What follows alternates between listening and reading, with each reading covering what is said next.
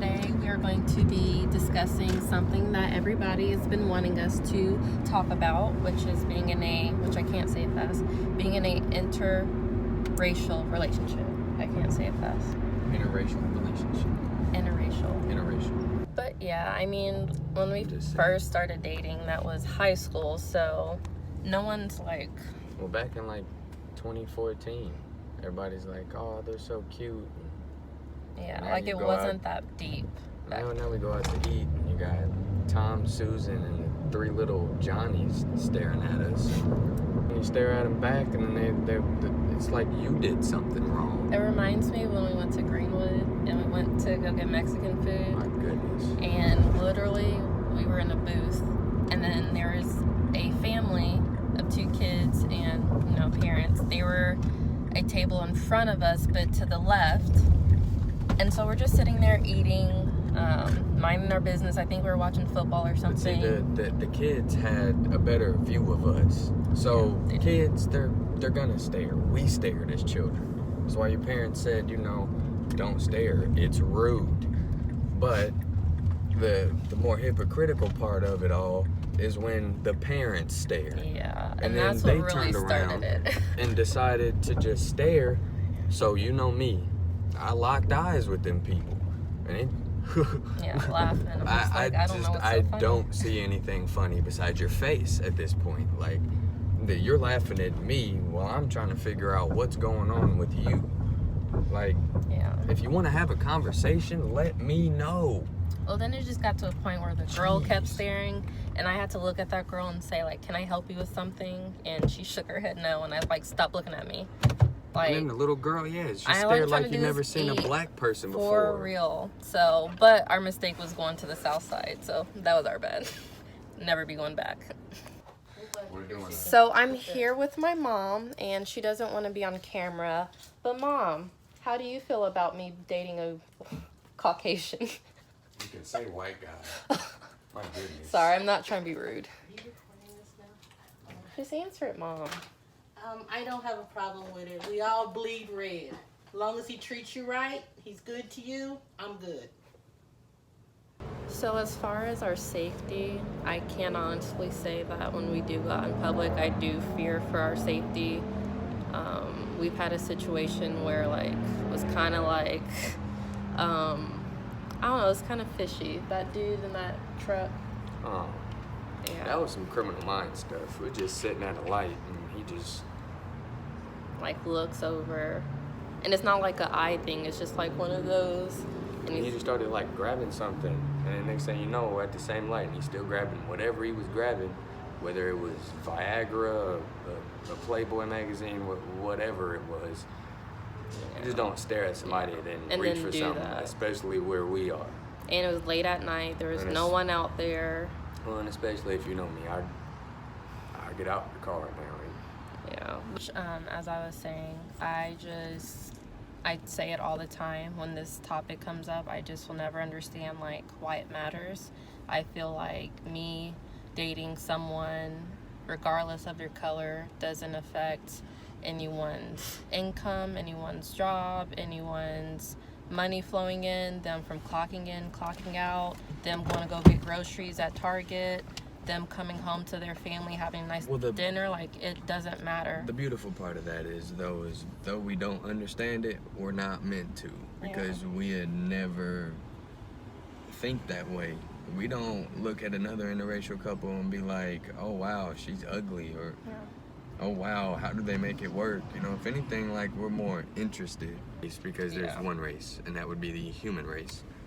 Yeah. And as I'm gonna put a little insert here, as my man Bill Nye, the science guy, Bill. I love that man. Anyway, well, he said that people northern of the equator that are further away from the sun have skin tone like moi. People that are closer to the equator have skin tone as two. So it's a human race, people. We all bleed the same. What little baby say? Each color is you beautiful, you must not be breathing the air that I breathe. The way that you bleed, the way that I bleed, you can bleed. I'm still learning the lyrics. Duh. It's like Come on. Yeah, but I mean, you can You literally... pinch me, it hurts. I pinch you, Yeah. it's gonna But hurt. you can learn because, like, it was not an eye-opener because I feel like we went to a high school that was pretty much diverse. Maybe not so much It was just very black diverse. and white, but it very was diverse in the sense that there was, Hispanics, Well, at the blacks, time, we were whites, one of the most diverse schools which in is the, Pike in High the School. state. If you're from Indianapolis and familiar, Pike High School is very diverse. And so when we started dating, it really wasn't an eye-opener, but it's just interesting for me to see how he was raised and hopefully vice versa. Well, and that's the thing. I went to Westfield. Like I said, and like she said, if you're from Indianapolis, you know Westfield. Yeah. Noblesville, Carmel, it's all I call them Brussels sprout towns because I don't. That's all they do, Brussels sprouts out there. I love Brussels sprouts, so. All right, you can go back. I'm just kidding. I'm not going there. But I came from having, like half a black person. There was a mixed kid in my class, and that was about it, to being one of 2 white people in my class. So it's all a learning curve. I didn't sit there, and judge other people. No, I grew up with them. Whether that, from that point on is where I really start my childhood. Yeah. Because that's when my real friends came in, the people that showed me a whole different side of the spectrum, really. And I can't say that they accepted me because that's not what I was looking for. But at the same time, when you grow up with somebody, you become a product of your environment. And if you don't get it, like, it's okay to, like, question. And, like, I'm never going to doubt someone or judge someone for them asking me. Like, if it's really a concern and you really want to understand why someone's dating outside their race or why they're dating the same sex or whatever, it's okay to ask. And, like, I mean, we expect it, obviously. Well, yeah, you can always ask, but I don't mind educating, but, like... My biggest thing, it's never what you do, it's always how you do it. So you can't walk up to me and be like, why you dating a black girl? Yeah. But see, the difference with that is, like, people like that, that's not so much asking. But, like, just for example, us posting the preview that we were going to have this discussion and everyone was for it, those are the type of people who may question it and may wonder what it's like, but they are really asking, they're really interested. Well, those they're are the not people judging. Those are the people that know us.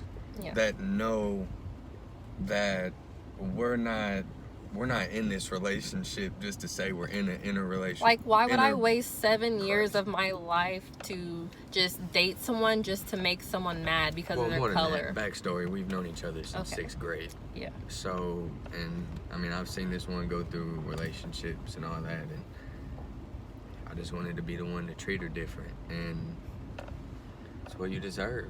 I mean, what? Whether I'm black or white. Yeah. Well, duh. Well, that's the point. But, like, no, it's not against you. But, like, people miss that point, though. Like, they just automatically think it's color. And it's like, they don't know, like... I didn't choose they her don't because know. she's black. And she didn't choose me because I'm white. No. He's the only one that gave me the time of day. You can help who your mind falls in love with, but you cannot help what this thing falls in love with. Yeah. Once this thing falls in love with whatever it is, you got it. You got it. But if your mind likes to tell you that you love these things, you don't really love them. You love them based on another action, another person's opinion, or another person's things, materials, whatever it is. You're basing it off of that instead of and it's what just so you much like. more than that. Like, I'm more than my color. He's more than, And that's more his my point color. too, because if it's what, you know what I mean, if it's what you believe and you wholeheartedly believe all of that, then you should not be questioning what we do. Yeah. Whether you believe in an interracial relationship or you can't not. say it fast, can you? No, I can't. I want to say... Interracial. I think I'm trying to make the word interrelationship. I'm sorry. I think that's why when I say it, I'm trying to say interrelationship. That's what we did. Interrelationship. But anyways, Insert relationship. So, like, at the end of the day, like, we're not a threat to people. We go out to eat like everyone else. We sit down. There's no way we we're mind our threat to nobody. business. You're a pace mate. You dance for the Pacers, okay? I'm at every game, chilling. What? And that's the thing. For a threat to you, you got something wrong with you. I mean, I can be a threat. Don't get me wrong. Well, don't get me wrong. but if I'm not like we're that as a walking person. down the street, like, and you're like, when it's just sad that we can't go walk down the street without it just being automatic. Like, it's kind of like when we go out, I kind of have this like shield on because I expected, and it is something like I can't even say that I don't expect people to look. It's something that makes you look. Of course, you're gonna double take. I get that. Though? No, I mean, and it may not even be in that sense. It may just be like, oh, okay, like they're interracial. That's cute. Like maybe some people are looking to. Listen, that's the cognitive reaction. This thing right here. No, so, I just give certain people the benefit of the doubt. No. But to stare, looking and staring is different. I don't give nobody the benefit of a doubt, because if you look and that is your cognitive reaction to do that, then there is a judgment there on some way, shape, or form. But if you look at us and you have a compliment, say it. Say it. Because there's been times where we go out to public and people will comment on me or us. Or we walk past somebody and we thought they said something slick, but then she'll turn back and I'm like, babe, she just said you were pretty. Like, yo, chill. Like, well, yeah. But I just can't hear it, but that's the bad thing. I'm not trying to start. Though, is most people, are, I don't want to say uncomfortable, because that's my thing too. Is if you're staring. Make it that way. No, I don't understand how people are so comfortable with staring at something they don't even know. You comfortable with that? Like,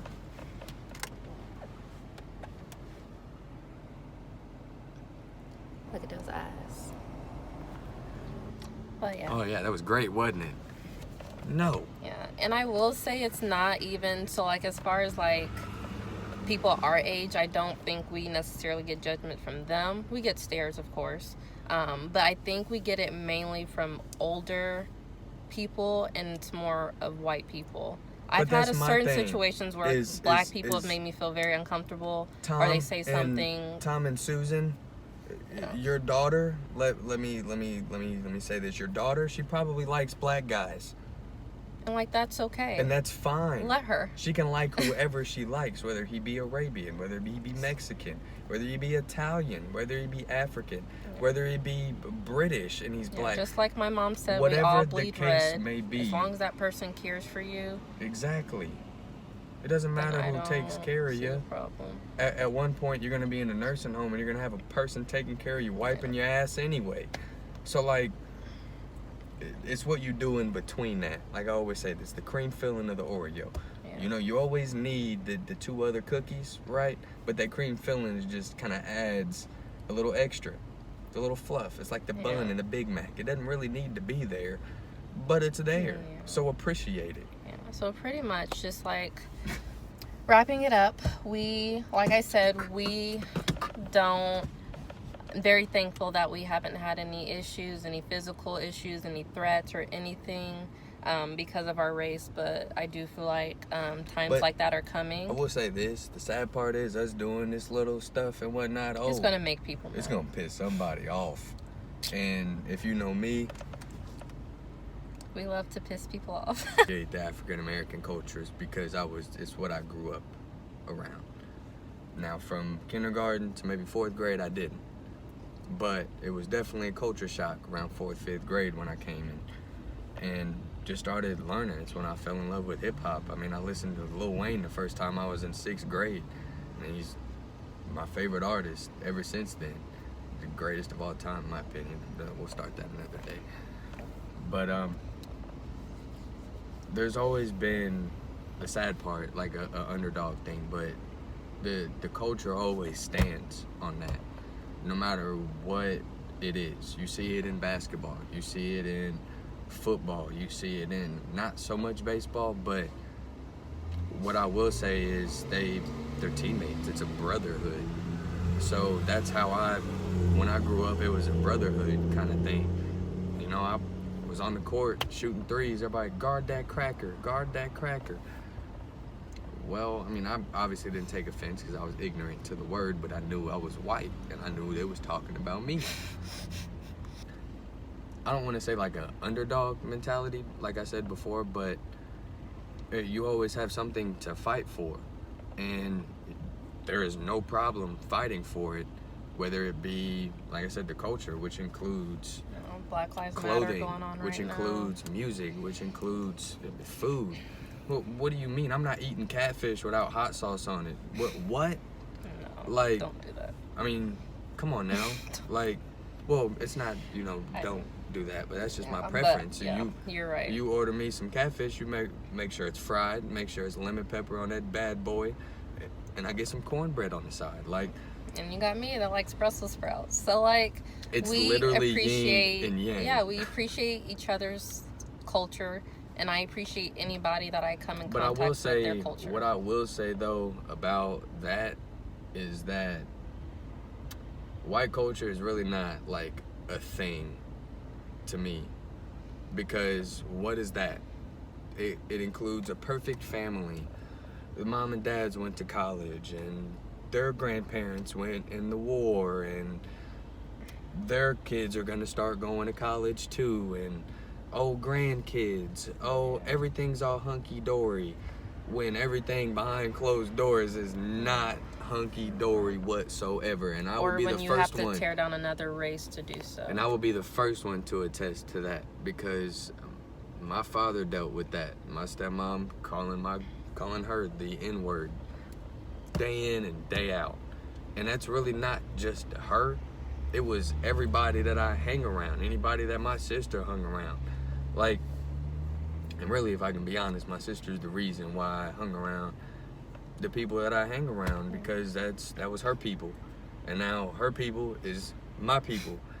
But and that's the thing, once you see somebody like that is willing to accept another culture while also still kind of living in their own, it's different. It's rare. Like, it's just one love. Like, it is like we're all fighting for one because thing. I will we say, all want equality. if I'm in a room with a lot of white people, I get uncomfortable. But if I'm at her family gathering or something like that, I'm right at home. Like, yeah.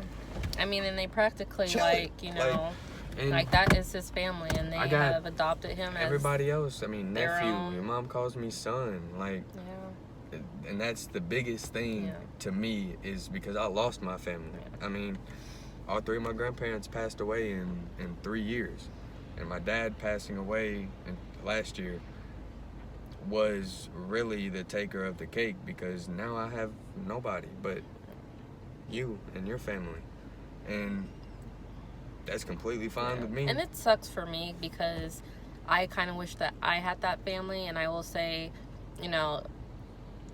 not to bring it up, but I did have hi mom, you can get in the car.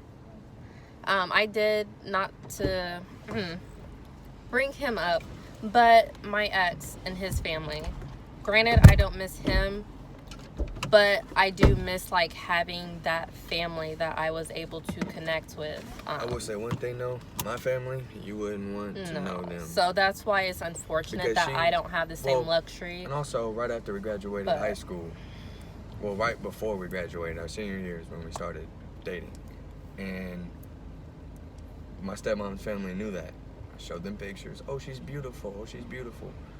But you got my stepmom calling her every word in the book, calling everybody else every word in the book. But she missed out on all the family members that were on my side that would have loved to meet her. But the way that happened was at my dad's viewing. And I told my cousin what was going on. He came up to me in tears. Like, you wouldn't have wanted that. I missed out on years of nephews. And then your birthdays, cousin's Thanksgivings. wife reached out to me on Facebook after that, and like, even just having that little ounce of his family felt so good to me. It felt good. It was a respect factor. And while nobody else in that family reached out, I give less than a couple, you know what's. But what'd you say, Mama? I love them. I love them. I'll take you out. But I'll be damned if I ever see you again. All right, I love you to death. All right, guys, so we're here at dinner. We're watching the Pacers game.